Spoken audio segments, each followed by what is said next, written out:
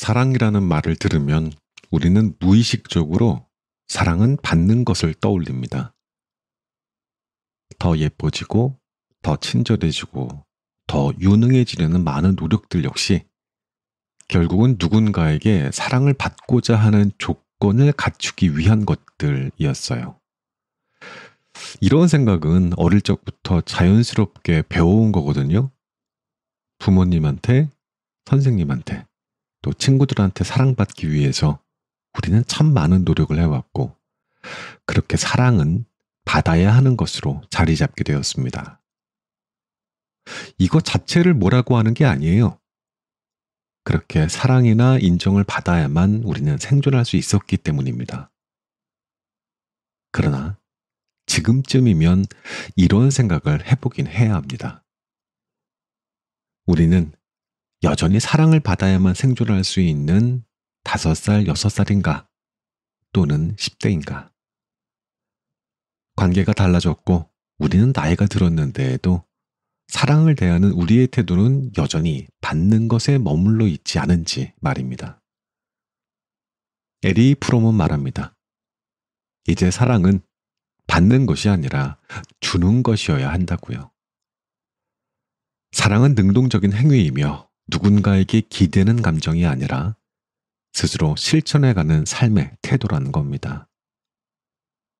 받기만을 기다리는 게 아니고 사랑을 할 수 있는 사람이 되기 위한 노력에서 비로소 사랑은 시작된다고 이야기합니다. 사랑의 기술이라는 말이 낯설게 들릴 수도 있는데요. 그 말 안에는 분명한 방향이 담겨 있습니다.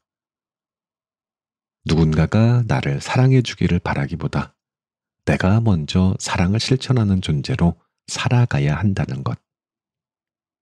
그것이 프롬이 말하는 성숙한 사랑의 출발점 되겠습니다.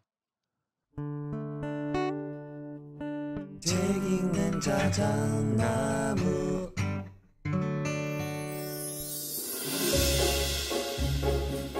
안녕하셨습니까? 여름아저씨 책 읽는 자작입니다. 우리는 누구나 사랑을 원합니다.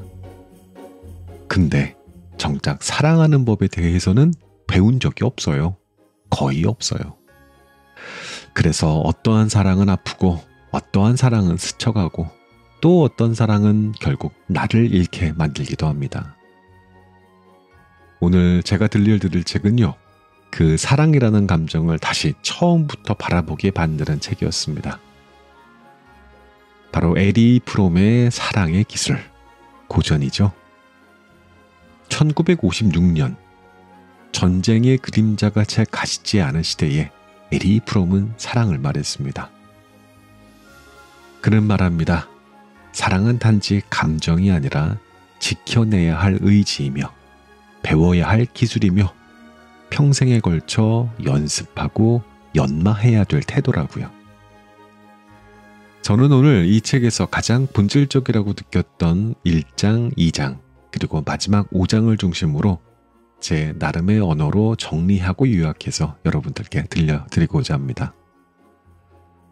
압축해서 정리한다고는 했는데 그래도 여전히 좀 길 수 있습니다. 자, 챕터마다 마지막 부분에 다시 한번 요약을 할 테니까 그 부분까지도 잘 들어봐 주십시오. 하여간 오늘 이 방송으로 에리 프롬 사랑의 기술은 끝장을 내보자고요. 누군가를 사랑하고 싶은 분들, 사랑은 해보고 싶은데 방법을 잃어버린 분들, 그리고 무엇보다 나 자신을 더 깊이 사랑하고 싶은 분들께 이 방송이 작은 등불이 되기를 바라면서 자, 이제 조용히 책장을 넘겨보겠습니다. 우리가 아직 배우지 못한 그러나 반드시 배워야 할 그 기술, 에리 프롬의 사랑의 기술, 그 첫 장을 함께 열어보겠습니다.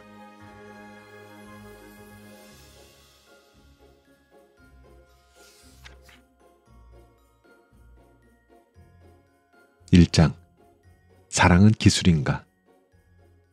에리 프롬의 명저 사랑의 기술은 제목에서부터 강렬한 메시지를 던집니다. 사랑은 단순히 감정의 소용돌이에 빠지는 게 아니라 마치 그림을 그리거나 음악을 연주하듯이 배우고 익혀야 할 하나의 기술이라는 것이죠. 1장에서는 바로 이러한 프롬의 근본적인 주장을 펼치면서 현대사회에서 우리가 사랑에 대해 얼마나 잘못된 인식을 가지고 있는지를 통렬하게 비판합니다. 저자는 이 장을 통해서 독자들이 사랑에 대해 피상적인 이해에서 벗어나 진정한 사랑의 본질과 그를 위한 노력이 왜 필요한지를 깨닫고 이끌고 있습니다. 프롬은 사람들이 삶의 다른 모든 중요한 기술, 예를 들어 의사가 되기 위한 의학 공부나 건축가가 되기 위한 건축 설계 기술에는 엄청난 시간과 노력을 기꺼이 투자하면서도 인간의 가장 중요한 경험 중 하나인 사랑에 대해서만큼은 너무나 쉽게 생각한다고 지적합니다.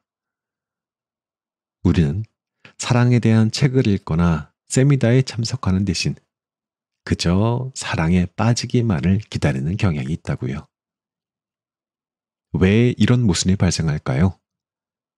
프롬은 그 원인을 크게 세 가지의 뿌리에 깊은 오해에서 찾습니다. 첫 번째, 사랑은 사랑받는 문제라는 오해. 수동적 태도의 함정. 첫 번째 오해는 사람들이 사랑을 사랑하는 능력이 문제가 아니라 사랑받는 문제라고 생각한다는 점이에요. 이들은 어떻게 하면 내가 타인에게 매력적인 존재로 비치고 사랑받을 자격이 있는 사람이 될까에만 집중한다고요. 마치 상품처럼 자신을 포장하고 타인의 시선과 평가에 따라서 자신의 가치를 측정하려고 합니다. 저자는 이러한 태도가 특히 현대 자본주의 사회에서 두드러진다고 봤어요. 남성은 성공적인 직업을 통해서 부와 권력을 과시하려고 하고, 여성은 아름다운 외모나 매력적인 성격을 가꾸려 합니다. 이 모든 노력의 궁극적인 목표는 자신이 시장에서 가장 가치 있는 상품이 되어서 타인에게 선택받는 것, 즉 사랑받는 대상이 되는 것입니다. 사람들은 자신의 가치를 높여서 타인의 인정을 얻으면 사랑이 자연스럽게 따라올 것이라고 믿습니다. 하지만 저자는 이것이야말로 사랑의 본질을 왜곡시키는 치명적인 오해라고 말합니다. 진정한 사랑은 단순히 매력적인 사람이 되어서 수동적으로 사랑받는 게 아닙니다. 사랑은 반드시 능동적인 행위이며 사랑을 주는 능력에서 비롯됩니다. 내가 얼마나 매력적인지와 상관이 없이 내가 얼마나 사랑을 줄 수 있는지, 얼마나 타인에게 헌신할 수 있는지가 중요합니다. 사랑받기 위해서 자신을 바꾸는 게 아니라 사랑하는 능력을 키움으로써 비로소 진정한 사랑을 경험할 수 있다는 것이죠. 이러한 관점에서 볼 때 타인의 평가에만 의존하는 수동적인 태도는 결코 진정한 사랑으로 이어질 수 없습니다. 두 번째, 사랑은 대상의 문제라는 오해. 환상적인 짝찾기. 두 번째 오해는 사람들이 사랑을 사랑할 만한 대상을 찾는 문제로 착각한다는 점이에요. 수많은 사람들이 자신이 사랑할 준비가 되어 있지만 그럴 만한 완벽한 상대를 찾지 못했기 때문에 사랑하지 못하고 있다고 불평합니다. 이들은 마치 백마탄 왕자님이나 완벽한 공주님이 언젠가 나타나기만 하면 이 모든 사랑의 문제가 해결될 것이라는 환상에 사로잡혀 있습니다. 저자는 이러한 태도가 사랑의 본질이 아니라 우연에 의존하는 태도라고 비판합니다. 진정한 사랑은 특정한 완벽한 대상을 발견하는 기적적인 사건이 아닙니다. 오히려 사랑은 우리 내면에서 발현되는 능력, 즉 사랑할 수 있는 능력에 달려 있다고요. 비유하자면 그림을 잘 그리는 화가가 특정한 풍경이나 인물이 나타나기를 기다리는 게 아니라 어떠한 대상이든 그림으로 표현할 수 있는 능력을 갖춘 것과 같습니다. 화가의 능력이 중요한 것이지 어떠한 대상이 그의 앞에 나타나느냐가 중요한 것이 아니듯이 사랑도 사랑할 수 있는 우리의 능력이 우선시 되어야 합니다. 이러한 오해는 현대사회의 상품 교환 및 시장 원리와도 깊이 연결되어 있습니다. 사람들은 마치 물건을 구매하듯이 자신의 가치를 높여 가장 좋은 물건으로 교환하고자 합니다. 결혼 시장에서 사람들은 서로의 외모, 재산, 학력, 사회적인 지위 등 다양한 조건을 평가하고 가장 가치 있는 상대를 선택하려고 합니다.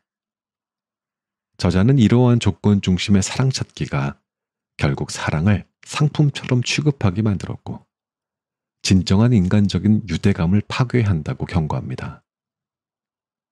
서로에게 가치 있는 상대를 발견했을 때의 흥분은 있을지언정 이는 사랑이 아니라 일종의 합의에 불과하며 시간이 지나면 쉽게 깨질 수 있는 피상적인 관계만을 낳을 뿐이라는 것이죠. 자, 벌써 세 번째 오해입니다. 사랑은 빠져드는 감정이라는 오해. 초기 흥분의 함정. 세 번째이자 아마도 가장 널리 퍼져 있는 오해는 사랑이 마치 중력에 이끌리듯 빠져드는 강렬한 감정이라고 여기는 것입니다. 많은 사람들이 처음 상대방에게 강렬한 매력을 느끼고 가슴 뛰는 설렘과 무한한 행복감을 경험하는 것을 그것만을 사랑이라고 생각합니다. 그러나 시간이 지나면서 이러한 강렬한 감정의 불꽃이 사그라들면 그들은 사랑이 끝났다고 쉽사리 결론 내립니다. 저자는 이러한 착각이 사랑의 시작과 사랑을 지속하는 것을 혼동하는 데에서 비롯된다고 명확히 설명해요. 처음 사랑에 빠지는 경험은 대부분의 경우 매우 흥분되고 짜릿한 경험이 맞습니다. 이는 오랫동안 외로웠던 두 사람이 갑자기 가까워지고 서로의 차이점과 신비로움을 발견하면서 생기는 일종의 환상이자 욕망의 충족일 수 있습니다. 프롬은 이를 성적인 욕망과 외로움의 결합으로 설명하기도 해요. 낯선 두 사람이 서로에게 끌리고 갑작스러운 친밀감 속에서 하나가 되는 듯한 착각을 느끼는 것은 초기 단계의 자연스러운 현상입니다. 하지만 이 초기 단계의 감정은 결코 영원히 지속될 수 없지요. 모든 새로운 관계가 가지는 처음의 흥분과 환상은 시간이 지나면 필연적으로 줄어듭니다. 그리고 이때부터 진정한 사랑의 시험이 시작됩니다. 프롬은 진정한 사랑은 이러한 초기 감정을 넘어 상대방을 깊이 이해하고 불완전한 모습을 받아들이며 꾸준히 관계를 가꾸고 발전시키는 의지적인 과정이라고 강조합니다. 사랑은 단번에 타오르는 불꽃이 아니라 꾸준히 돌봐야 하는 식물과 같습니다. 물을 주고 햇볕을 쬐어주듯 지속적인 노력과 헌신이 필요하다는 것이죠. 이러한 노력 없이는 아무리 강렬했던 초기 감정이라도 결국 시들어버리는 것을 지켜볼 수밖에 없습니다. 사랑은 왜 기술인가? 이처럼 사랑에 대한 현대인의 세 가지 오해를 지적하면서 저자는 사랑을 기술로 바라봐야 하는 이유를 명확히 제시했습니다. 어떠한 기술이든 숙련되기 위해서는 다음 세 가지가 필수적이라는 거죠. 1번, 이론의 습득. 가장 먼저 그 기술에 대한 기본적인 지식과 원리를 정확하게 이해해야 합니다. 사랑의 기술 또한 사랑의 본질이 무엇인지, 인간 심리가 어떻게 작동하는지, 건강한 관계가 어떻게 형성되는지 등에 대한 깊이 있는 이론적인 이해를 요구합니다. 2번, 실천과 훈련. 이론을 아는 것만으로는 충분하지 않습니다. 꾸준히 연습하고 훈련해야만 비로소 기술을 자신의 것으로 만들 수 있죠. 사랑 역시 마찬가지입니다. 사랑을 베푸는 연습, 상대방을 인내심 있게 이해하는 연습, 자신의 이기심을 극복하는 연습 등 꾸준한 실천과 노력이 필요하다는 겁니다. 3번. 궁극적인 숙련을 위한 헌신.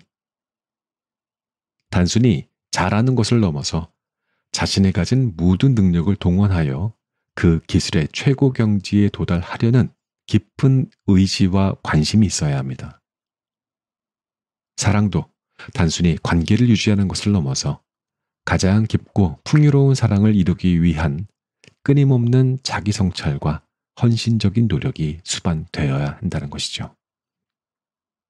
결론적으로 사랑의 기술 1장은 사랑이 수동적으로 찾아오기를 기다리는 감정이 아니라 우리가 능동적으로 배우고 발전시켜야 할 삶의 가장 중요한 기술 중 하나임을 강렬하게 역설합니다. 프롬은 이 책을 통해서 독자들이 사랑에 대한 피상적이고 환상적인 이해에서 벗어나 진정한 사랑의 기술을 습득하고 이를 통해 더욱 풍요롭고 의미 있는 삶을 만들어 나가기를 기대합니다. 사랑을 빠져드는 감정이 아닌 노력하는 것으로 인식할 때 비로소 우리는 진정한 관계의 깊이를 경험할 수 있다고요.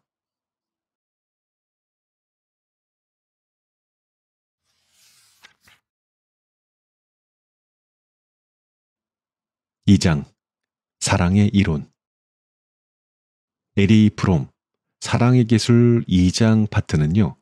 사랑의 이론은 사랑을 단순히 감정적인 끌림이 아닌 인간의 실존적인 조건, 말하자면 존재의 근본적인 상태와 깊이 연결된 근원적인 현상을 탐구합니다.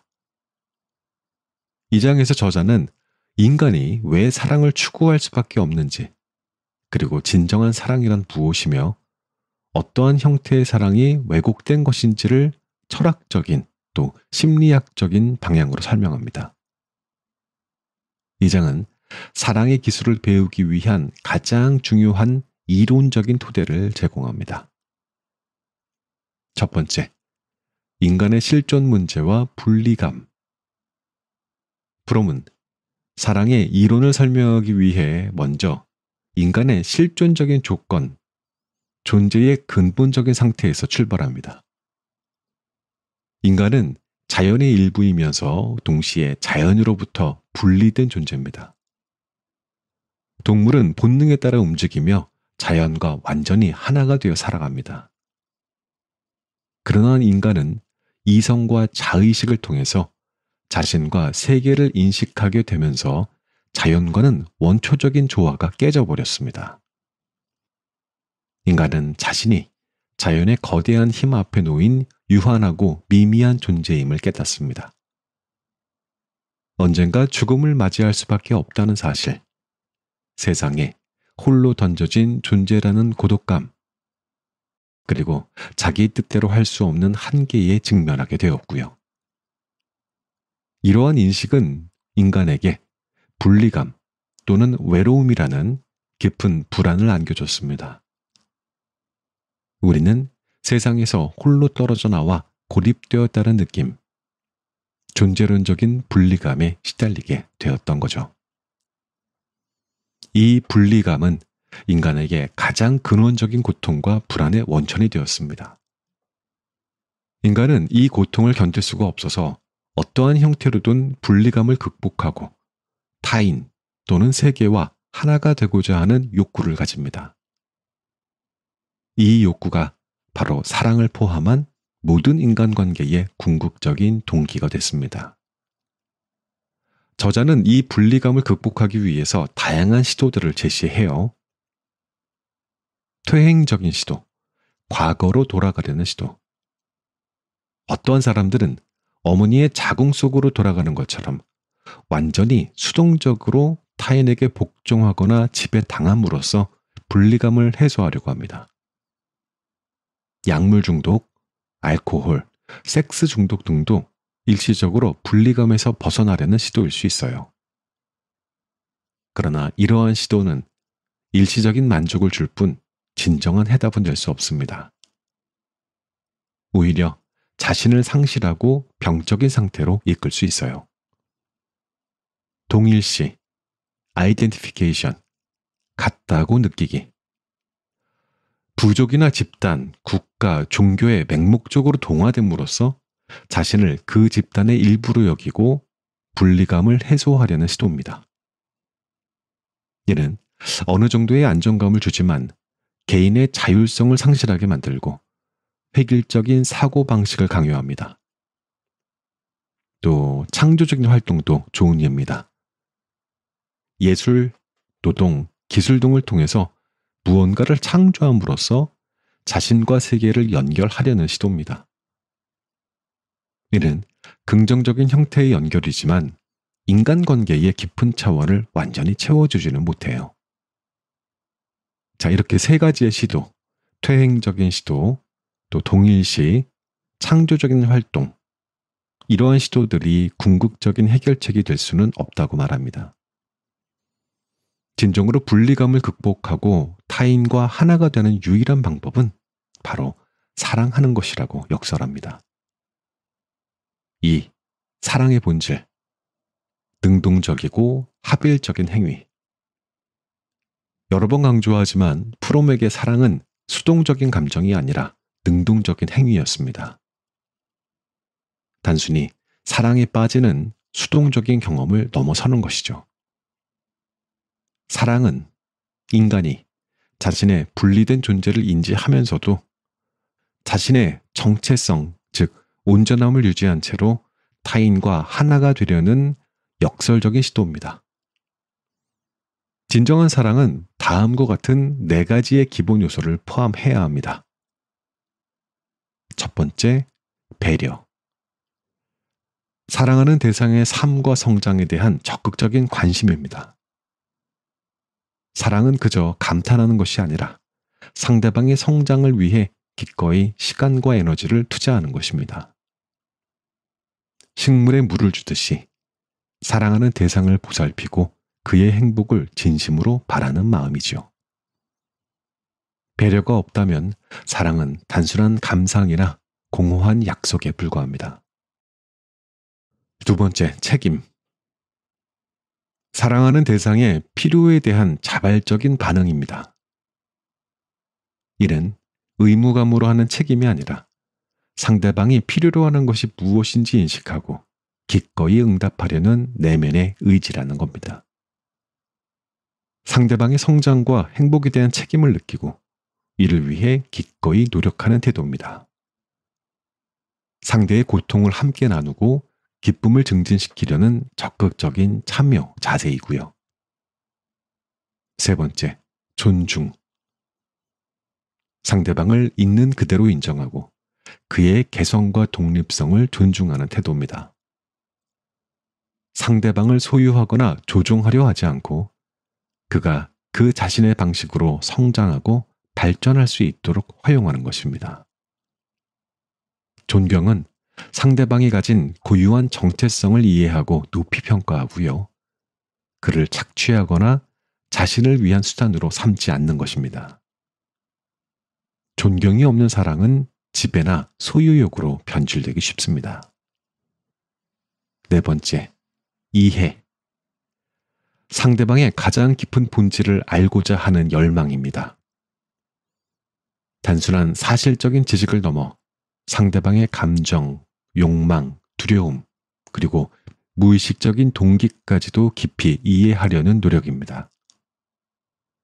이러한 이해는 단순히 상대방을 분석하는 것이 아니라 자신을 투영하여 상대방과 동일시하고 그의 세계를 내면으로 경험하는 공감적인 이해를 의미합니다. 여기에서 공감적인 이해는 상대의 마음을 똑같이 느끼는 것을 뜻합니다. 저자는 진정한 이해는 사랑의 행위를 통해서만 가능하다고 말해요. 즉, 상대를 사랑하기 때문에 비로소 그를 깊이 이해할 수 있고 깊이 이해하기 때문에 더 깊이 사랑할 수 있게 되는 순환적인 관계입니다. 말씀드렸던 4가지 요소는 서로 밀접하게 연결되어 있고요. 어느 하나라도 결여되면 진정한 사랑이라고 할 수 없습니다. 이들은 모두 능동적이고 생산적인 태도를 요구합니다. 세 번째, 사랑의 왜곡된 형태들을 봐야 합니다.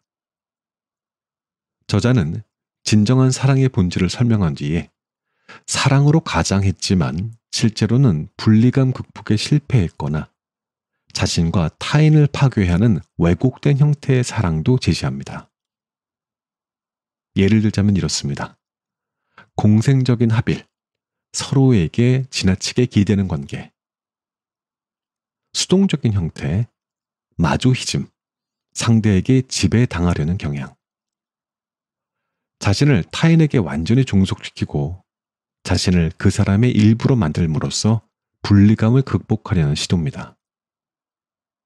이것은 마치 아기가 어머니에게 완전히 의존하듯이 자신의 모든 결정과 행동을 타인에게 맡기고 스스로의 독립성을 포기합니다.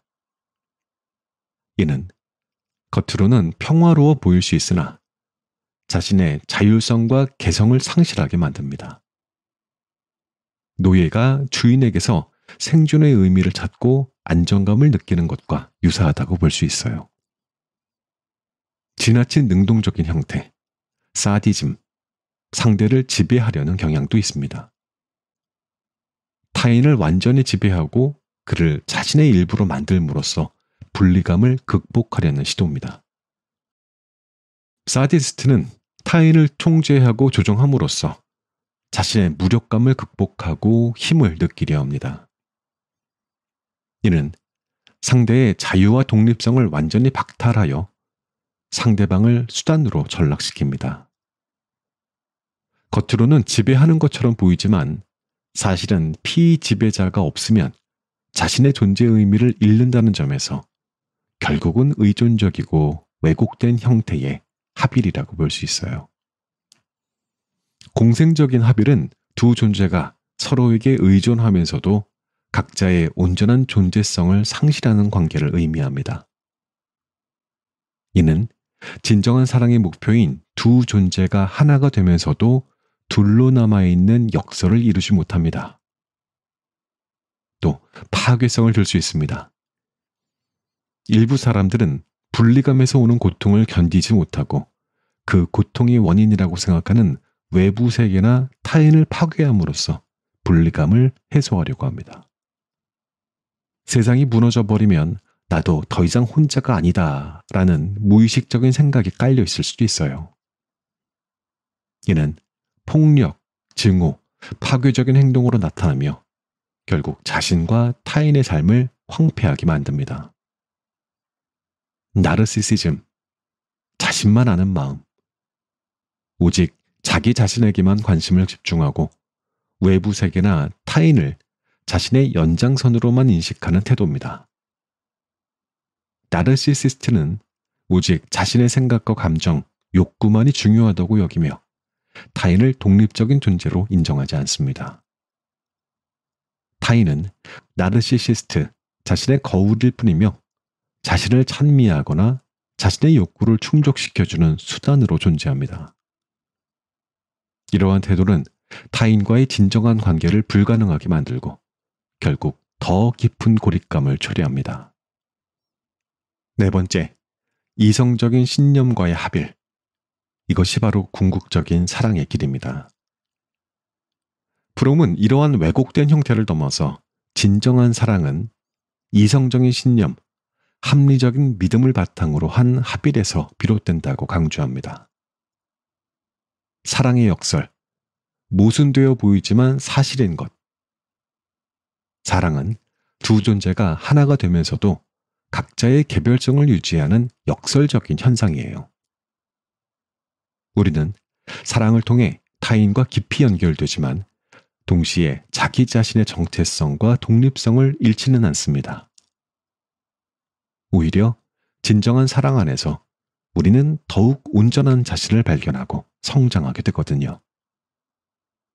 이성적인 신념, 합리적인 믿음이란 뜻입니다. 프롬이 말하는 이성적인 신념은 맹목적인 믿음이 아닙니다. 이는 경험과 이성에 기반한 확신이며 자신과 타인의 성장 가능성 그리고 사랑의 힘에 대한 믿음입니다. 우리는 사랑의 잠재력과 성장에 대한 신념을 가져야 하며 동시에 자기 자신에 대한 신념을 통해 사랑의 위험을 감수하고 앞으로 나아갈 수 있는 용기를 가져야 합니다. 이렇게 이성적인 신념은 사랑의 불확실성을 견디고 실패에 대한 두려움을 극복하고 관계를 지속적으로 발전시켜 나가는 원동력이 됩니다. 모든 인간의 공통점을 안다. 진정한 사랑은 특정 개인에 대한 맹목적인 감정을 넘어선다고 말씀드렸습니다. 저자는 한 인간에 대한 사랑은 모든 인류에 대한 사랑의 표현이라고 말합니다. 즉, 우리가 한 사람을 깊이 사랑할 때 우리는 그를 통해 모든 인류의 보편적인 본성을, 즉 인간성 자체를 이해하고 사랑하게 되는 것입니다. 특정한 대상을 통해서 인류 전체에 대한 사랑을 경험하는 것이 진정한 사랑의 특징입니다. 이것이 바로 형제애, 모든 인간에 대한 사랑의 확장으로 이어지는 지점입니다. 이 장에 대한 결론을 간단히 말씀을 드려볼게요. 사랑의 기술 2장은 사랑의 이론에 대해 이야기하고 있었고요. 사랑을 단순한 감정이나 선택의 문제를 넘어 인간이 자신의 실존적인 분리감, 여기에서의 분리감의 뜻은 존재론적인 외로움을 극복하고 세계와 하나가 되려는 근본적인 노력으로 이해해야 합니다. 저자는 진정한 사랑은 단순히 사랑에 빠지는 수동적인 경험이 아니라 배려, 책임, 존경, 이해라는 4가지 요소를 포함한 능동적이고 생산적인 행위임을 강조했습니다. 또한 공생적인 합일, 서로에게 기대는 관계의 파괴성, 또 나르시시즘, 자기만 아는 마음과 같은 왜곡된 형태의 사랑을 지적하면서 이러한 것들이 결국 인간을 더욱 고립시키고 파괴로 이끌 수 있음을 경고했습니다. 궁극적으로 프롬은 사랑이 이성적인 신념을 바탕으로 한 자신과 타인의 개별성을 존중하면서도 합의를 이루는 역설적인 존재의 방식임을 주장했어요. 이 장에서의 이론적인 이해는 독자들이 다음 장에서 이루어질 다양한 사랑의 형태, 또 마지막 장에서 논의가 될 사랑의 실천 방법을 깊이 있게 이해하고 적용하는 데 필수적인 기반이 됩니다. 이 장에 대한 사랑의 이론에 대한 요약을 하고 나니 단어들이 좀 더 추상적으로 느껴져서 잘 안 와닿습니다. 그죠? 조금 더 쉽게 해볼게요. 사랑의 기술 2장에서는 사랑에 대한 이론에 대해 이야기합니다. 사랑이 단순히 누군가에게 끌리는 우연히 생기는 감정이 아니라고 말하는 겁니다. 인간에게 사랑이란 혼자라는 외로움에서 벗어나 다른 사람과 진심으로 연결되려는 깊은 노력이라고 설명을 해요. 이것은 어쩌면 본능에 더 가까운 욕구니까요. 그래서 진짜 사랑은 그냥 사랑에 빠지는 것이 아니라 배려하고 책임지고 존중하고 이해하려는 태도에서 나온다고요. 이 4가지가 사랑의 핵심입니다. 하지만 세상에는 사랑처럼 보이지만 사실은 왜곡된 모습도 많다고 해요. 예를 들어서 너무너무 의존해서 숨이 막히는 관계, 상대방을 지배하려 하거나 자기밖에 모르는 태도는 결국 더 큰 외로움과 불행을 가져온다고 경고하고 있어요. 그리고 프롬은 사랑이란 이성과 믿음을 바탕으로 나 자신과 상대의 다름을 존중하면서 연결되는 방법이라고 강조했습니다. 자, 그래서 이 장에서 설명한 이론은 이후에 나올 다양한 사랑의 종류나 사랑을 어떻게 실천할 수 있는지를 이해하는 데 중요한 밑바탕이 되고 있습니다. 결국 프롬이 말하는 사랑은 자신과 타인을 함께 성장시키는 삶의 기술이라는 것입니다.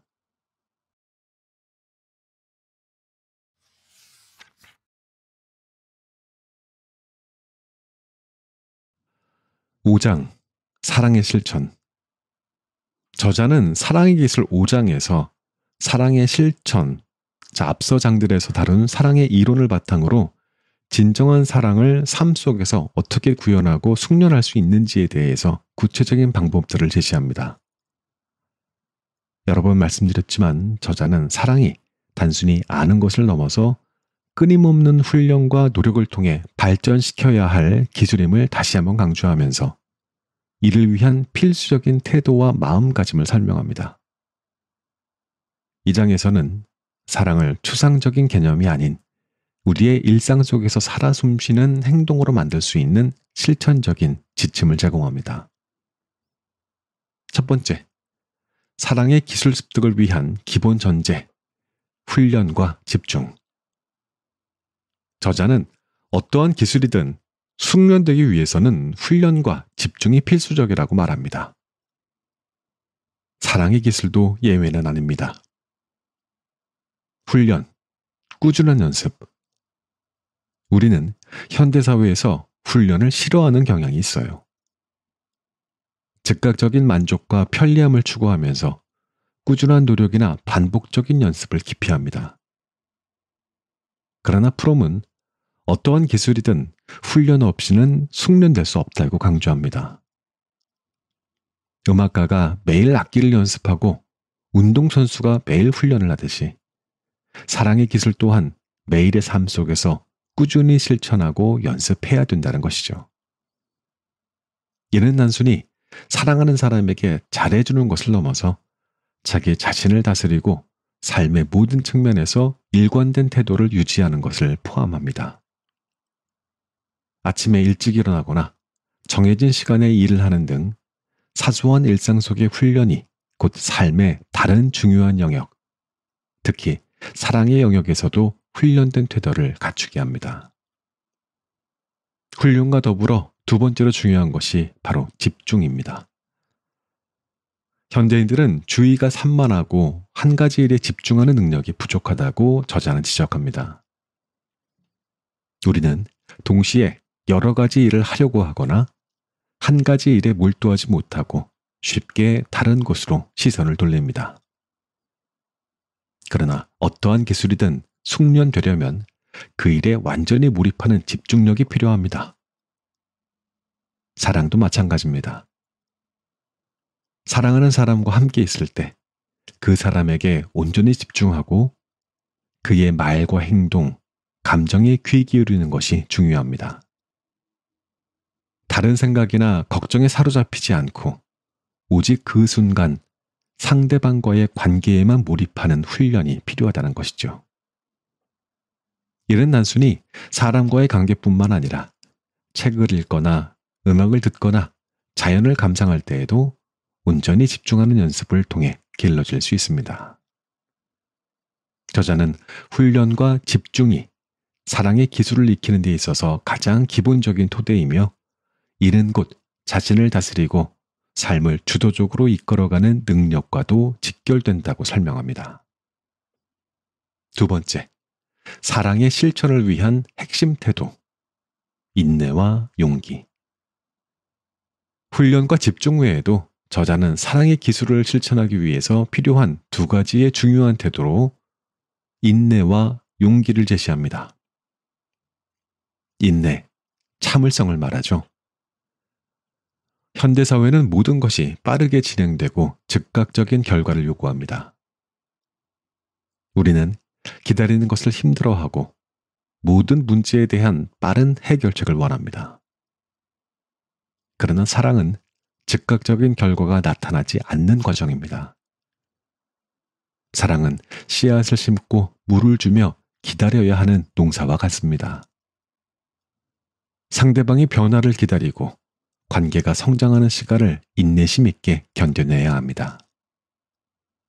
자신의 노력에 대한 즉각적인 보상이 없더라도 좌절하지 않고 꾸준히 사랑을 베푸는 참을성이 필요하다는 것이죠. 특히 상대의 단점이나 실수를 인내심 있게 받아들이고 관계의 어려움을 극복하는 데 있어서 인내는 필수적인 미덕입니다. 두 번째, 용기, 담대함. 사랑은 위험을 감수하는 행위입니다. 사랑은 자신을 내어주고 상처받을 수 있는 가능성에 자신을 노출시키는 것입니다. 저자는 사랑이 믿음의 행위라고 말합니다. 이는 상대방에 대한 믿음뿐만 아니라 자기 자신에 대한 믿음, 그리고 사랑의 힘을 믿는 믿음을 포함합니다. 사랑은 불확실성 속으로 뛰어드는 용기를 요구합니다. 실패에 대한 두려움, 상처받을 것에 대한 두려움, 거절당할 것에 대한 두려움을 극복하고 사랑을 향해 나아갈 용기가 필요합니다. 특히 자기 자신을 있는 그대로 드러내는 용기, 즉 약점을 드러낼 수 있는 용기는 진정한 친밀한 관계를 형성하는 데 매우 중요합니다. 저자는 인내와 용기 없이는 사랑의 기술을 제대로 실천할 수 없으며 이는 곧 삶의 불확실성을 받아들이고 성장시키는 데 필요한 태도라고 강조합니다. 세 번째, 사랑의 실천을 위한 삶의 방식, 능동적인 생산성. 저자는 사랑의 기술이 단순히 연인 관계에만 국한되는 것이 아니라 삶의 모든 영역에서 발휘되어야 할 능동적인 생산성이라고 말합니다. 여기서의 능동적인 생산성이란 무언가를 새롭게 만들어내는 힘이라고 보시면 되겠습니다. 여기에는 세 가지의 직접적인 행동이 필요합니다. 첫 번째, 생산적인 성격, 무엇인가를 만들어내는 성격. 사랑은 삶의 모든 활동에서 생산적인 태도를 요구합니다. 이는 단순히 물질적인 것을 생산하는 것을 넘어 자신의 잠재력을 실현하고 타인과 세계에 긍정적인 영향을 미치는 것을 의미합니다. 생산적인 사람은 삶의 모든 순간에 깨어 있고 호기심을 가지며 능동적으로 참여합니다. 그는 타인의 고통에 공감하고 사회적인 불의에 저항하며 더 나은 세상을 만들기 위해 노력합니다. 이러한 생산적인 태도가 곧 사랑의 실천으로 이어지는 것입니다. 둘째, 믿음, 신념. 사랑의 실천에는 깊은 믿음이 필요했습니다. 이 믿음은 맹목적인 믿음이 아니라 합리적인 믿음입니다. 이는 인간의 이성과 경험에 기반한 확신으로 자신과 타인의 성장 가능성, 그리고 사랑의 힘에 대한 흔들림이 없는 믿음을 의미합니다. 우리는 사랑의 과정에서 마주하는 어려움과 불확실성 속에서도 사랑의 궁극적인 가치와 힘에 대한 믿음을 잃지 않아야 합니다. 이러한 믿음은 사랑의 기술을 꾸준히 실천하고 발전시켜 나가는 데에 필요한 내면의 힘을 제공합니다. 자신을 주는 행위. 프롬은 사랑의 본질이 주는 것에 있다고 여러 번 강조했습니다. 이는 단순히 물질적인 것을 주는 것을 넘어 자신의 기쁨, 관심, 이해, 지식, 유머, 심지어 슬픔까지 자신의 삶을 상대방에게 나누어 주는 행위입니다. 주는 것은 부족해지는 것이 아니라 오히려 자신을 풍요롭게 하고 활력을 불어넣는 생산적인 행위거든요. 진정한 사랑은 받는 것에 집중하는 것이 아니라 주는 것을 통해 자신과 타인을 동시에 성장시키는 것입니다. 사랑의 기술 5장, 사랑의 실천에 대한 결론을 말씀드리겠습니다. 사랑을 배우고 익히는 것이 곧 삶을 의미 있고 풍요롭게 만드는 과정임을 5장에서 보여줬습니다. 저자는 사랑이 단순히 감정적인 경험이 아니라 훈련, 집중, 인내, 용기, 그리고 나르시즘과 이기주의의 극복을 통해 끊임없이 발전시켜야 할 능동적인 기술임을 강조했습니다. 사랑의 기술은 특정 관계에만 적용되는 것이 아니라 우리의 모든 인간관계와 삶의 태도에 스며들어야 할 생산적인 삶의 방식이라고요. 자신을 다스리고 타인을 존중하며 삶의 불확실성을 용기 있게 마주하고 끊임없이 자신을 내어주는 주는 행위를 통해서 우리는 진정한 사랑의 기술을 숙련하고 궁극적으로는 더욱 온전하고 의미 있는 삶을 살아갈 수 있다고 저자는 말합니다. 사랑은 결국 삶의 예술이며 이 예술을 완성하기 위해서 끊임없는 노력이 필요하다는 메시지를 이 장에서 전달하고 있었습니다.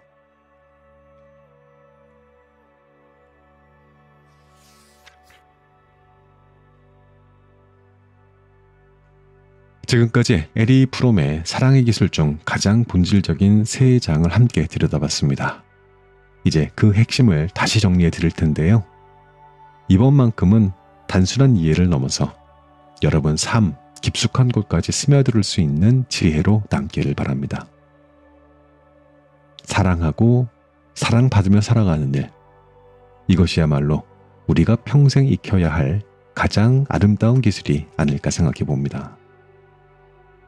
에리 프롬의 사랑의 기술은 우리가 사랑에 대해 흔히 오해하고 있는 생각들을 바로잡아주고 사랑은 감정이 아니라 배우고 실천해야 될 기술이라는 파격적인 주장을 펼쳤습니다. 저는 이 책의 가장 핵심적인 메시지를 3가지로 봤습니다. 첫 번째, 사랑은 수동적인 받는 감정이 아닙니다.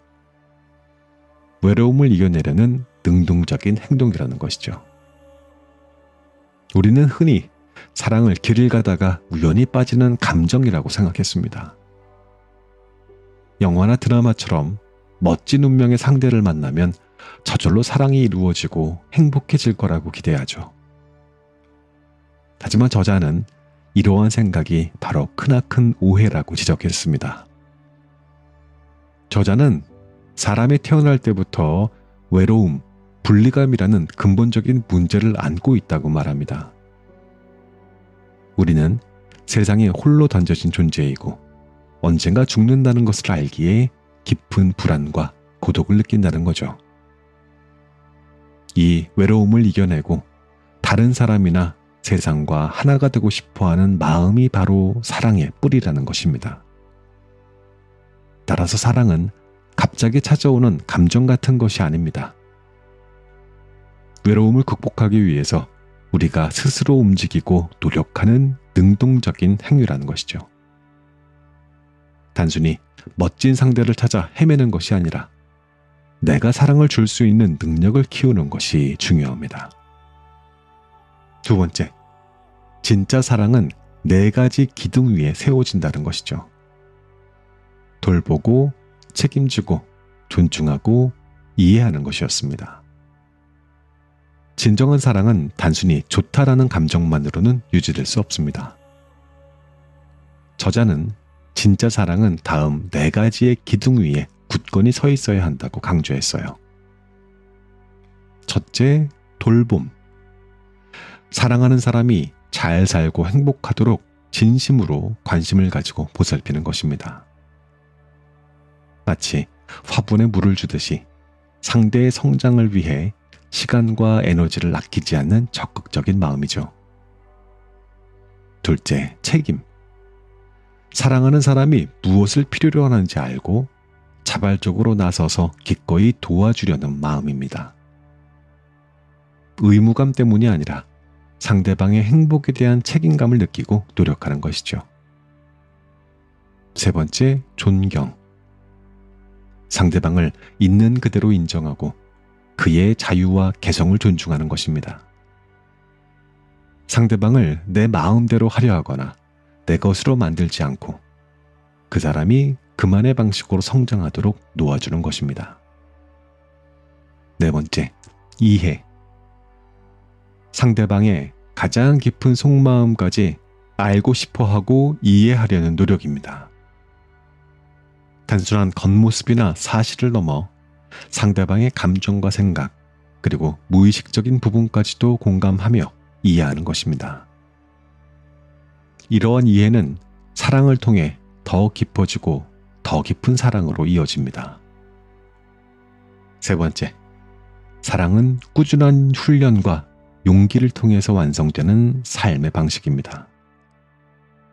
사랑은 타고나는 것이 아니고 마치 운동이나 악기 연주처럼 꾸준히 배우고 훈련해야 되는 기술이라고 여러 번 반복했습니다. 거기에는 훈련이 필요하고 집중해야 하며 인내를 가져야 하고 담대한 용기도 필요하다고 말했습니다. 마지막으로 인트로 때 들려드렸던 그 이야기 다시 반복하면서 사랑이라고 하는 아이고 이 지긋지긋한 인생의 테마를 에리 프롬적인 시선에서 마무리하겠습니다. 사랑이라는 말을 들으면 우리는 무의식적으로 사랑은 받는 것을 떠올립니다. 더 예뻐지고 더 친절해지고 더 유능해지려는 많은 노력들 역시 결국 누군가에게 사랑을 더 많이 받기 위한 조건을 갖추는 일들이었습니다. 이러한 생각은 어릴 적부터 자연스럽게 배워왔던 거였어요.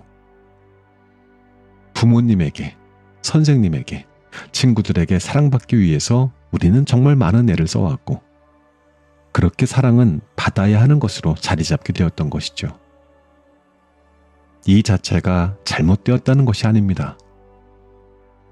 그렇게 사랑이나 인정을 받아야만 우리는 생존할 수 있었기 때문이에요. 그러나 지금쯤이면 이러한 생각을 하기는 해봐야 됩니다. 우리는 여전히 사랑을 받아야만 생존할 수 있는 5살, 6살 또는 10대인가요? 관계는 달라졌지만 사랑을 대하는 우리의 태도는 여전히 받는 것에 머물러 있지 않은지 말입니다.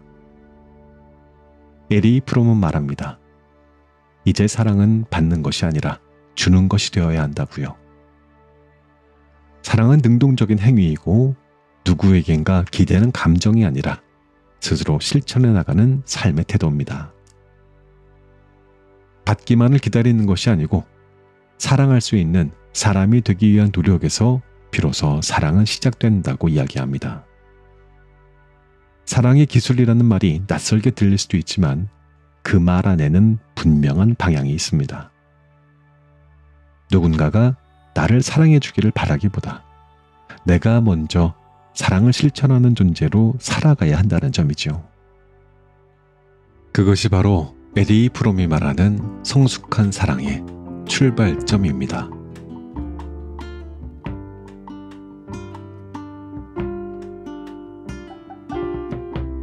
Y si nos entregamos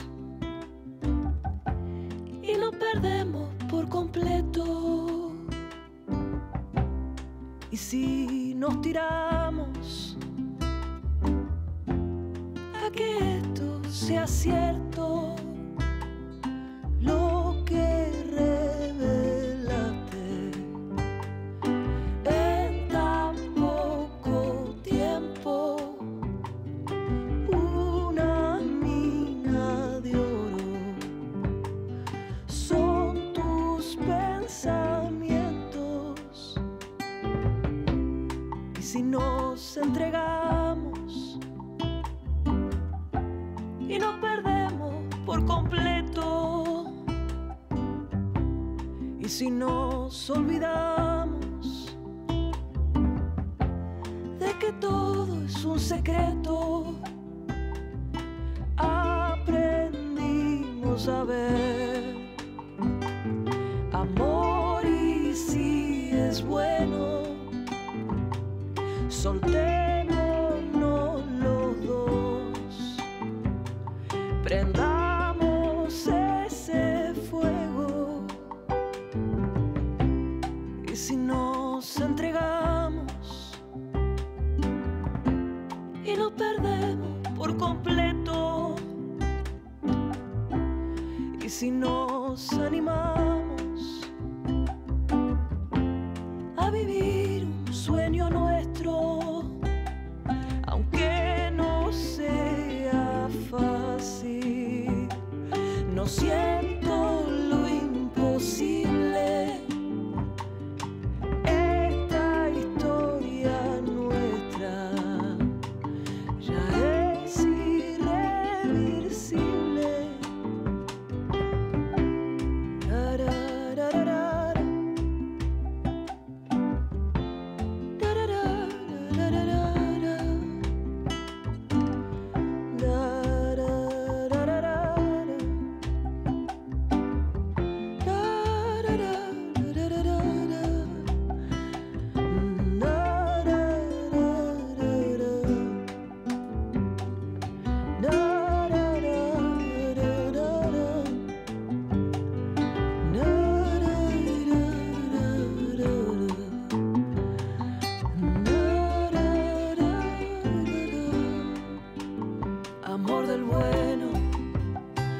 Aprovechemos a vivir este momento, amor del